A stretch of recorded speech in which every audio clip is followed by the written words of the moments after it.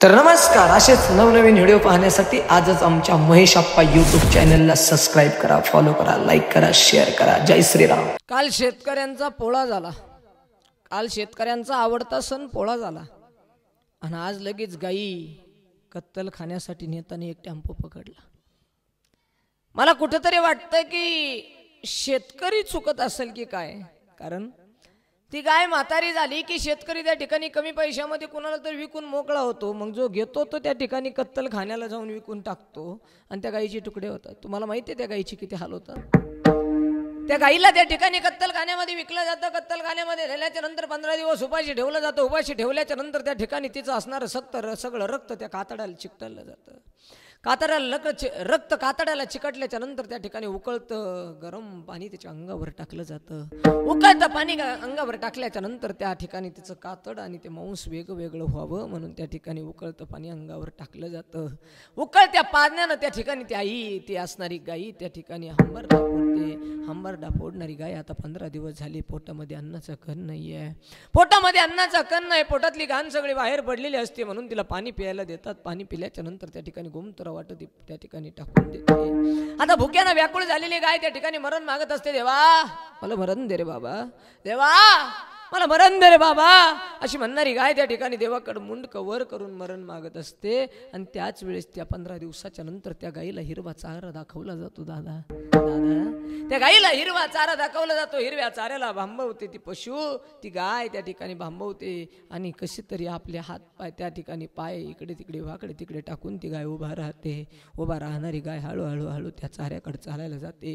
हिरवा चारा त्याला दिसतो आणि हिरवा चारा जसा दिसला अशी गाय आ करते आणि हिरवा चारा खाण्यासाठी तोंड पुढं करते. मान लांबवते आणि मान लांबवल्याच्या नंतर असा काही वरून कोयता पडतो की गायचं मुंडकं वेगळं धड वेगळं होऊन जातं.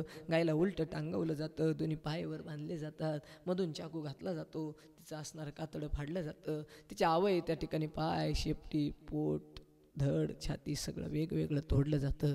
गाईचे शिंग त्या ठिकाणी विकले जातात. गाईचं मुंडकं त्या ठिकाणी विकलं जातं. तिचे डोळे काढले जातात. जीभ कापली जाते. ते मांसाचे तुकडे तुकडे करून त्या ठिकाणी भारत देशातल्या काही असणाऱ्या जिहादी प्रवृत्तीच्या लोकांना खायला दिलं जातं.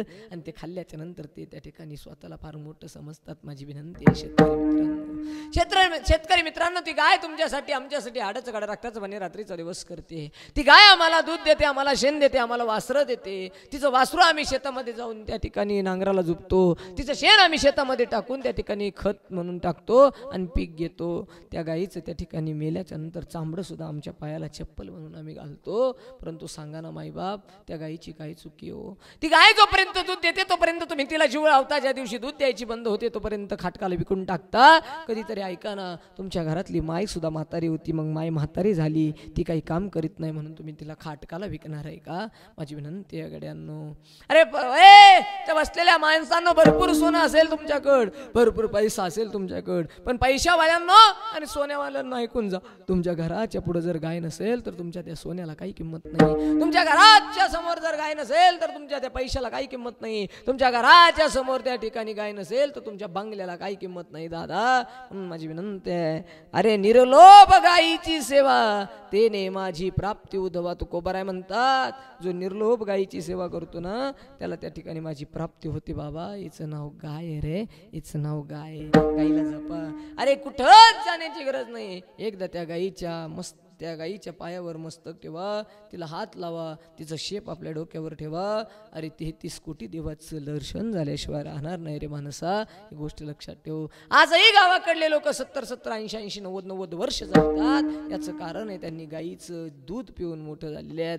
आणि त्या गाईच्या दुधात फार ताकद आहे, फार एनर्जी आहे. माईबाप त्या गाईला जपा. त्या गाईला खाटकाला देऊ नका. त्या गाईला कापायला देऊ नका. ज्यावेळेस त्या गाईला कापलं जातं त्यावेळेस त्या गाईच्या अंतःकरणामध्ये विचार येत असेल, अरे या मालकासाठी मी हाडाचं कडे रक्ताचं पाणी रात्रीचा दिवस केला. याच्या लेकरांना दूध पाजलं, माझे लेकरं नेऊन याने माझं वासूर नेऊन बाजूला बांधलं आणि मी याच्या लेकरासाठी दूध दिलं. ते दूध पिऊन मोठं झालं असले का त्या दुधाची तरी ठेव जाण. अरे ते दूध पिऊन मोठं झालं असले का त्या दुधाची तरी ठेव जाण. हे शेतकरी राजा विसरू नको रे माझी आन, विसरू नको रे माझी आन. शेतकऱ्या अरे मी तुझ्यासाठी दूध दिलं बाबा, विसरू नको मला. अरे कसाईने मला त्या ठिकाणी काय वेदना दिल्या सांगू?